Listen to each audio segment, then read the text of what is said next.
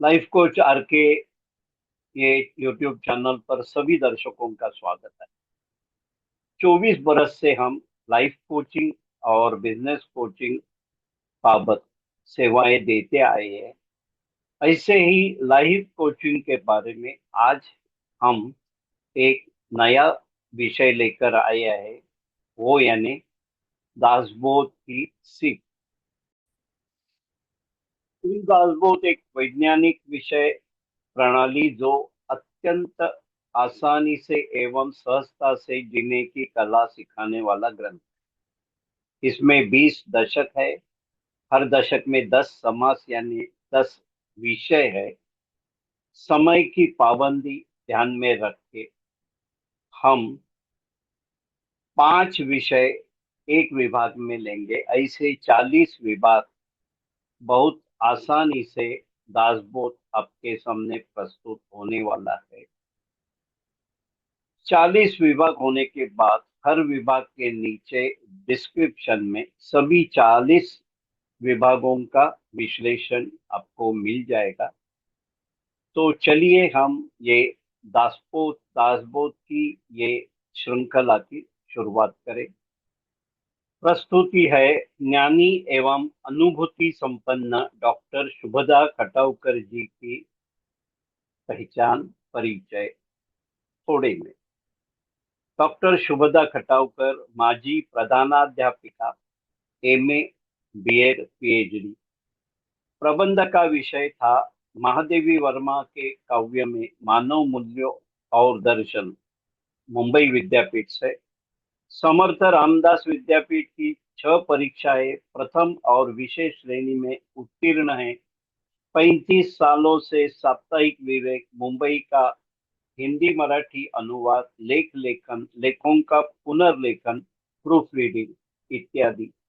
अनेक हिंदी मराठी ग्रंथों एवं पुस्तकों का हिंदी मराठी अनुवाद, अनेक निबंध, कथा, कविता, पुस्तक परीक्षण, इनका लेखन, महाराष्ट्र राज्य उत्कृष्ट वाङ्मय निर्मिती पुरस्कार 1987-88, राष्ट्रीय आदर्श शिक्षक पुरस्कार 2001-2002, तत्कालीन राष्ट्रपति डॉक्टर एपीजे अब्दुल कलाम जी इनके कर कमलों द्वारा प्राप्त 100 से ज्यादा पुरस्कार और 300 350 ज्यादा सम्मान प्राप्त, संत साहित्य पर प्रवचन और अन्य विषयों पर व्याख्यान।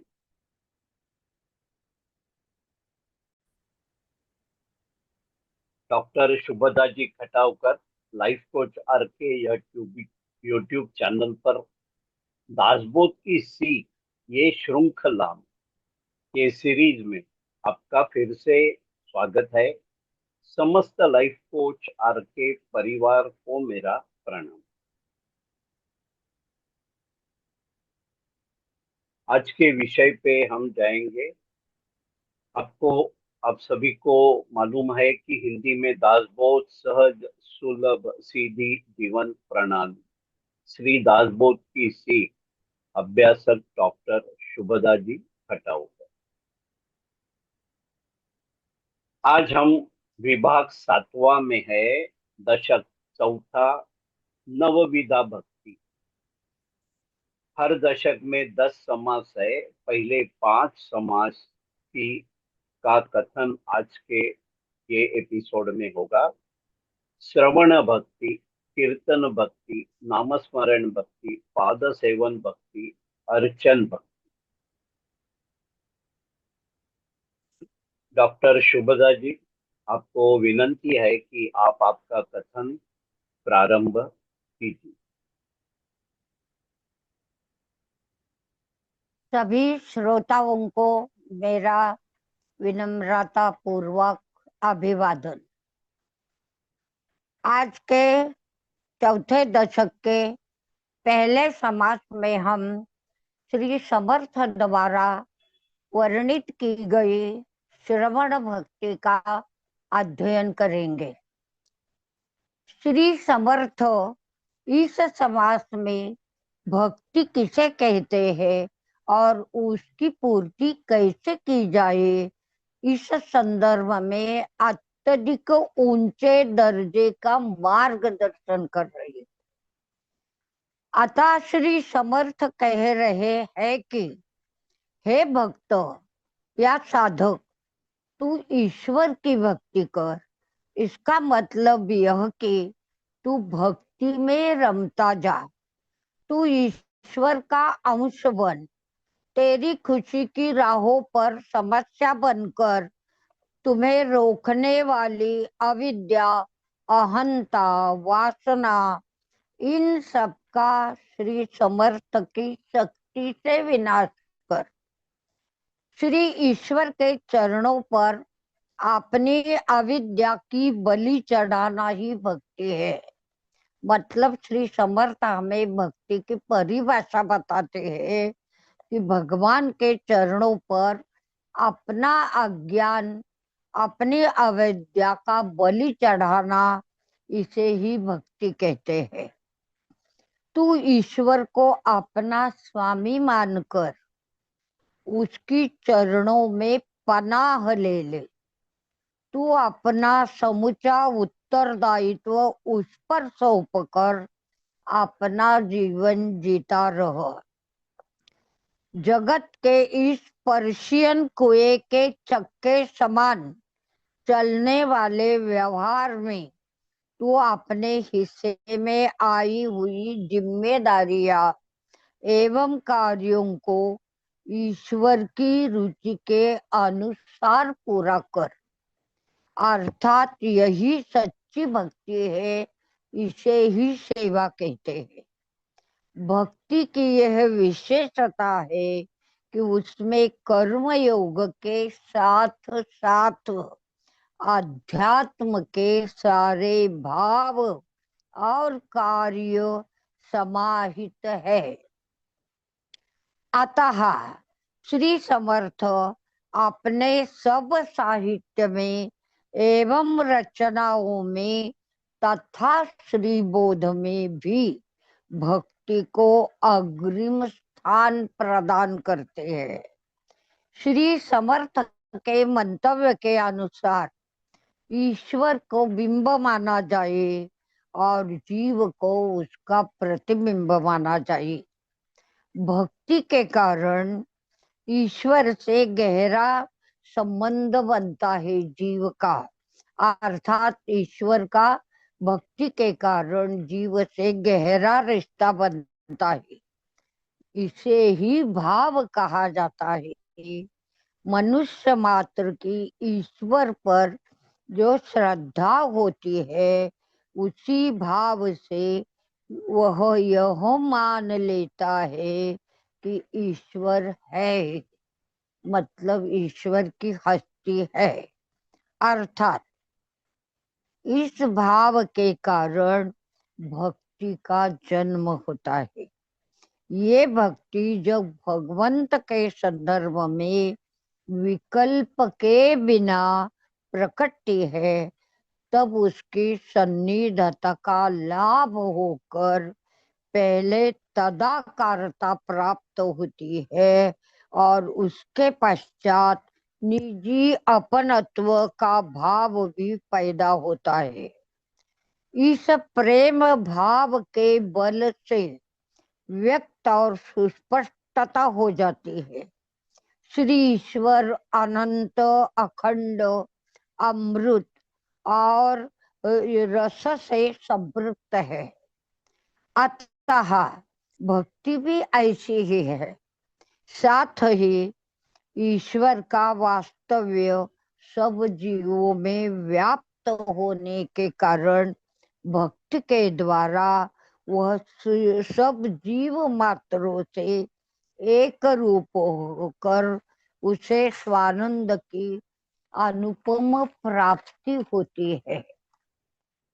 परंतु वास्तविकता ये है कि जीव सामान्यतः अविद्या के आधिपत्य में रमता रहता है। अतः उसे स्वानंद की प्राप्ति नहीं होती है। अतः भक्ति की परम श्रेष्ठ स्थिति है श्री ईश्वर की शरण में जाना। ये शरणागत स्थिति जब सच्चे अर्थ में प्राप्त होगी तब उसे दिव्य जीवन की प्राप्ति होगी। इसका सुस्पष्ट अर्थ यह है कि जीव की हस्ती समाप्त हो जाएगी और उसका आचरण श्री ईश्वर के संकल्पों के अनुसार होगा। दास बोध की भक्ति और सीख इस प्रकार की है। श्री समर्थ ये सूचित करते हैं कि सभी श्रोताओं को चाहिए कि वे अपने नीति ध्यास के बल पर उस दिव्य स्थिति तक पहुंच जाए। यह इस पूरे दशक का एवं समाज का सच्चा बोध और सीख है। साथ ही श्री समर्थ श्रवण भक्ति की महत्ता भी प्रतिपादित कर रही है। इस जगत में प्राणी और परिस्थिति इनकी परस्पर प्रतिक्रिया से जीवन आगे बढ़ता है, अग्रसर होता है। मनुष्य जीवन में क्रिया और प्रतिक्रियाओं की जो प्रक्रिया है उसमें भाषा का महत्व बेजोड़ अनन्य साधारण है। शब्दों का श्रवण करने से मनुष्य के जीवन, विचार, व्यवहार सुसंस्कारित होते हैं। श्री समर्थ जैसे दिव्यतम पुरुष के लिखे हुए और उच्चारित किए हुए शब्द उतने ही दिव्यतम और बेशकीमती होने के कारण श्रोताओं एवं पाठकों को चाहिए कि वे श्री दास बोध ग्रंथ का पठन एवं श्रवण करके भक्ति की सिद्धता करें। इतना ही नहीं तो अपने अंतरंग में होने वाली सब आशंकाओं का एवं भय जो है उसे समाप्त करके ईश्वर प्रेम की प्राप्ति करा ले। यही सीख इस समास से श्री समर्था में दे रहे हैं।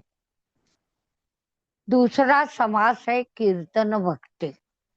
वस्तुतः ईश्वर अपने हृदय में वसता है, परंतु हमारी वास्तव स्थिति ऐसी है कि मेरा होकर मेरे पास ही मैं खोजता हूँ अन्यों के पास, अर्थात प्रपंच से पाठ फेरना, पीठ फेरना और भगवान की ओर सम्मुख होना, यह स्थिति ही भक्ति को जन्म देती है।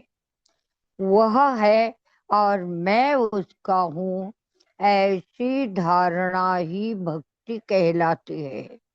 इसी धारणा से जीव का शुद्धिकरण होता है।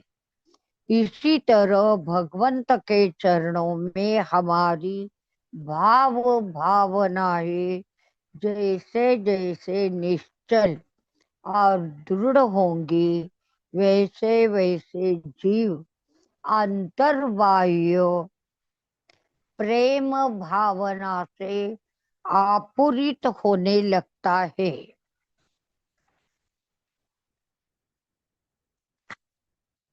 ईश्वर प्राप्ति की राह में रोड़ा एवं आपत्ति बनकर खड़े होने वाली सब बुरी वृत्तियां एवं प्रवृत्तियां समाप्त हो जाती है।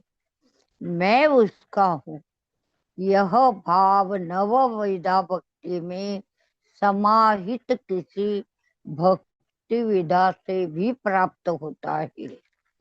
ये अनुभूति दूसरों को बताना, उससे आनंद की प्राप्ति कर लेना, ये तो मनुष्य का स्वभाव है।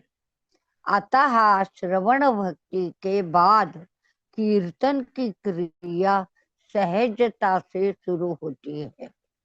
उसके बाद वक्ता और श्रोता दोनों भी खुश होते हैं। इतना ही नहीं तो इस क्रिया से कतिपय लोग भगवंत की ओर सहजता से मुड़ जाते हैं। आगे के विवरण में श्री समर्थ कीर्तनकार और कीर्तन का महत्व बताते हैं। कीर्तनकार ने कीर्तन किस तरह कैसे करना चाहिए उसका भी बयान श्री समर्थ यहाँ करते हैं। वे कहते हैं कि कीर्तन में ईश्वर की रसीली कथा, नवरसों का वर्षाव, उत्कट काव्य को समाहित करना, ये सारी महत्वपूर्ण बातें सन्निहित है।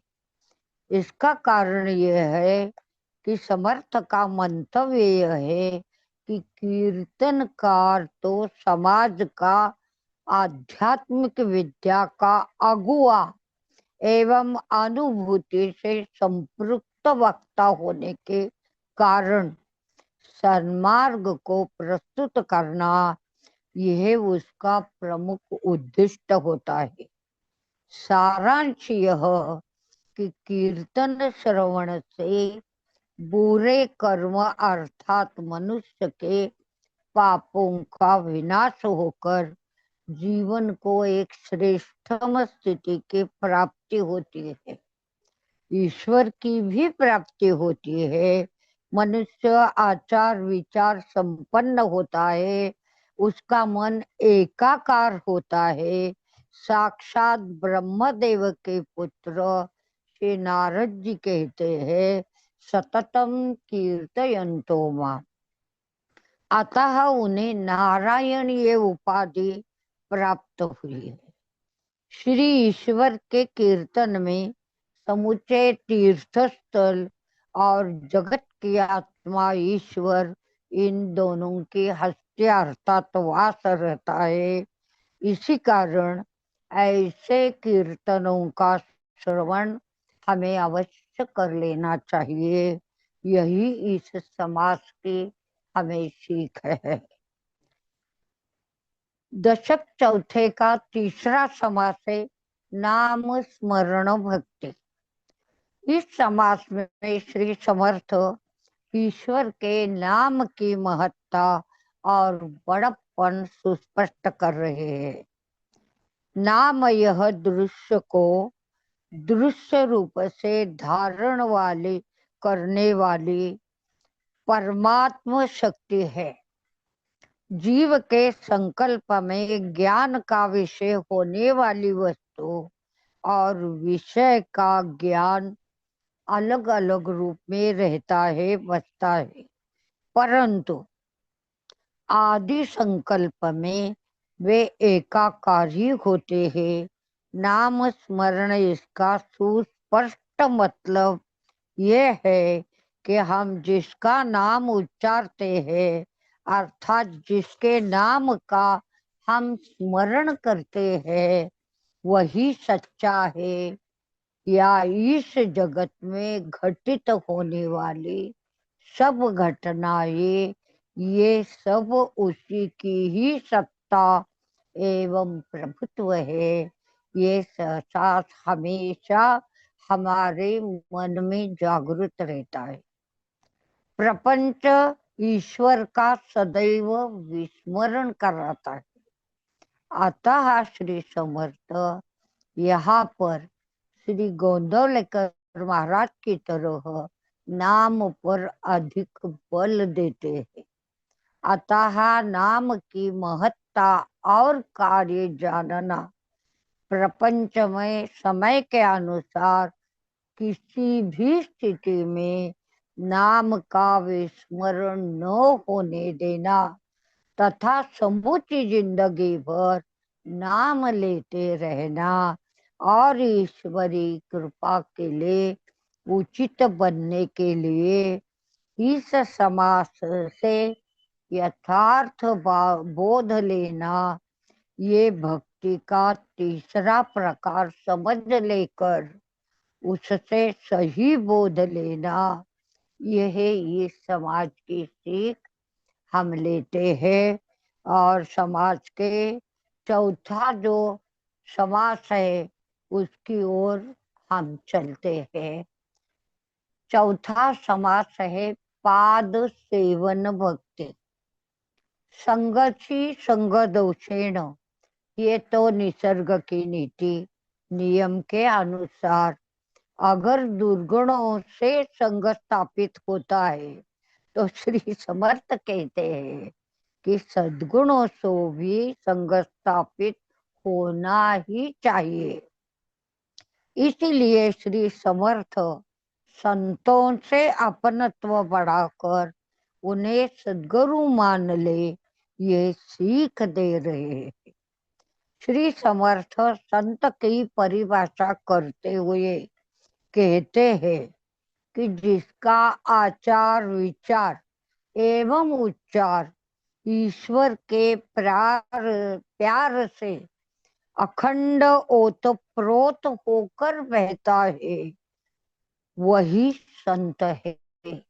मतलब जिसके आचार विचार उच्चार दृष्टि भाव जो कोई गति है सब में ईश्वर का ही रूप बहता रहता है। जीवन की किसी भी हालत में वह अखंड रूप से एकाकार हुआ रहता है। किससे एकार होता है? भगवंत से। तथा मानव मात्र से भी एकाकार हुआ रहता है। ऐसे सद्गुरु से शुद्ध अपनापन साध कर उसे देह की सेवा में व्यस्त रखते हैं और उसके द्वारा आने वाली सारी सूचनाएं एवं प्रस्तावों का उचित तरीके से पालन करने के लिए निरंतर अपने मन को तैयार रखते हैं। इन तीन बातों के इकट्ठा होने से पाद सेवन भक्ति की सिद्धता होती है। परंतु इस जगत की गड़बड़ी कोलाहल धांधली में यह काम बहुत ही मुश्किल अर्थात कठिन है। परंतु किसी भी हालत में श्री सद्गुरु के ऊपर बड़े लगन से श्रद्धा भाव रखने के लिए मन में अतुलनीय अगण्य शक्ति का होना नितांत आवश्यक है। ऐसी गहरी लगन से श्री सद्गुरु के संग में सेवा करते रहने से साक्षात्कार के विभिन्न प्रकार बड़ी सहजता से प्राप्त होते हैं, ज्ञात होते हैं।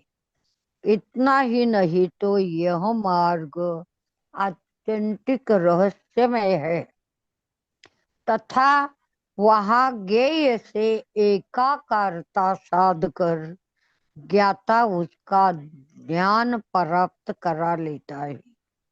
इस तरह पाद सेवन भक्ति का ज्ञान सहजता से होता है। इसीलिए भक्त को चाहिए कि वह सद्गुरु कृपा प्राप्ति होने के लिए उसके संग में रहे। उसी संग के कारण ही हम ईश्वर प्राप्ति की राह पर अग्रसर होते हैं, आगे बढ़ते हैं। यह पाद सेवन भक्ति त्रिलोक को आगे ले जाने वाली है। मतलब एक एक मनुष्य का ये कल्याण नहीं तो ये त्रिलोक है। इन सबका कल्याण पाद सेवन भक्ति के द्वारा होता है। उसको चरितार्थ करने से सायुज्य भक्ति को प्राप्त होता है। अतः साधक को चाहिए कि वह इस श्रेष्ठ भक्ति के द्वारा संसार सागर को पार करके उस पार तक पहुँचे जहाँ हमें ईश्वर की प्राप्ति होती है। ये संदेश और सीख अत्यंत महत्वपूर्ण रीति से यहाँ देकर समर्थ ने हमें उपकृत किया है। अर्थात हम इस सीख को मनपूर्वक स्वीकारेंगे और इस कथन के समारोप के पांचवें समास की ओर मुड़ते हैं। इस कथन का जो पांचवा समास है समारोप का, उसका शीर्षक है अर्चन भक्ति। मनुष्य जीवन का प्रमुख उद्देश्य यह है कि ईश्वर का साक्षात्कार होना। उसकी प्राप्ति होने के लिए दो राहें उपलब्ध है। एक यह है कि मनुष्यत्व का भाव पूरी तरह ध्वंसित करके परमात्मा के साथ जोरों की लड़ाई करना, मतलब अपने पूरे शत्रुओं का नाश करके भगवान के साथ भी हमें लड़ना है। वह सहजता से प्राप्त होने वाला नहीं। दूसरा मार्ग ये समर्थ बताते हैं कि मनुष्यत्व को सीधे ईश्वर की तरफ मोड़ ले। ज्ञान योग मार्ग तो पहले राह में समाहित है, भक्ति मार्ग दूसरे राह में समाहित होता है। मनुष्य की मूल प्रवृत्ति यह है कि वह जिस पर प्यार करता है उसका सम्मान सत्कार पूजा अर्चा करने के बजाय उसे रहा नहीं जाता, चाहे वो प्राणी हो, पेड़ हो, मनुष्य हो या ईश्वर हो। इस भावना में ही अर्चन भक्ति की सच्ची मौलिकता और स्रोत निहित है। साथ ही जगत में जो उदात्त उन्नत एवं सबसे श्रेष्ठ है वह भगवंत के चरणों में समर्पित करना, यह तो अर्चन भक्ति का प्रमुख लक्षण है। अर्चन के दो विभाग तो ये बताते हैं, एक है सूक्ष्म अर्चन और दूसरा है स्थूल अर्चन। बाह्य अर्चन में सद्गुरु की मूर्ति भी समाहित हो सकती है। उसके हर दिन स्नान, चंदन लेपन, ऊंचे वस्त्र, फूल माला, धूप दीप नैवेद्य आरती सब क्रियाएं करे, तहे दिल से साष्टांग नमन करे। इतना ही नहीं तो उन्हें स्नेहासिक्त नजर से फिर एक बार अपने आंखों में समा ले। आंतरिक अर्चन करने के लिए वह जिंदा है ऐसा विश्वास कल्पना करके उसकी अपने हृदय मंदिर में प्रतिष्ठापना करे और बाह्य अर्चन के सभी विधियों की पूर्ति करके उसे अपने हृदय में ही विश्राम करा दे।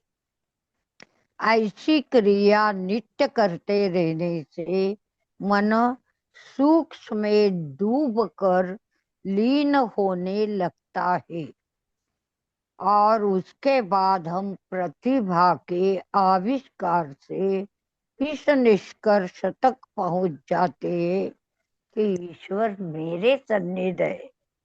ये भावना मन में जागृत होकर प्रसन्न रूप से मानस पूजा की पूर्ति हो जाती है और चिरस्मरणीय अविस्मरणीय खुशी का खजाना हमें प्राप्त होता है। ये खुशी प्राप्त करा लेने के लिए हर एक को चाहिए कि अंदरूनी अर्चना का अभ्यास करे और उसी मार्ग पर अग्रसर होकर ज्ञान एवं भक्ति का भंडार प्राप्त करे, अपने जीवन को समृद्ध संतुष्ट बनाकर अपने साथ समाज का भी कल्याण करे, यह सीख हमें समर्थ इस समारोप के 5वें समास में देकर हमें उपकृत कर रहे हैं। अब हम यहाँ अपनी मुक्ति करा लेते हैं और अगले भेंट में अगली बातें करेंगे। तब तब जय जय रघुवीर समर्थ। श्री राम श्री राम श्री राम। डॉक्टर शुभदा जी, आपको मेरा नमन है। आपका दासबोध ग्रंथ का अखंड ज्ञान और उसे संक्षिप्त करके हम तक पहुंचाने का प्रयास बहुमूल्य है। हम सभी आपके बहुत आभारी है। आपने सरलता से किए हुए कथन का लाभ सभी श्रावक अवश्य लेंगे, यह मेरा विश्वास है। सभी दर्शकों को विनती है कि यह सीख आपके परिवार के और परिजन के सभी सदस्यों तक पहुंचाइए। डॉक्टर शुभदा जी, आपके ये बहुमूल्य ज्ञान और अमूल्य समय के लिए मैं आपका बहुत आभारी हूँ। वैसे ही आप सभी दर्शकों का भी मैं बहुत आभारी हूँ। और ये श्रृंखला में हम यहाँ रुकते हैं।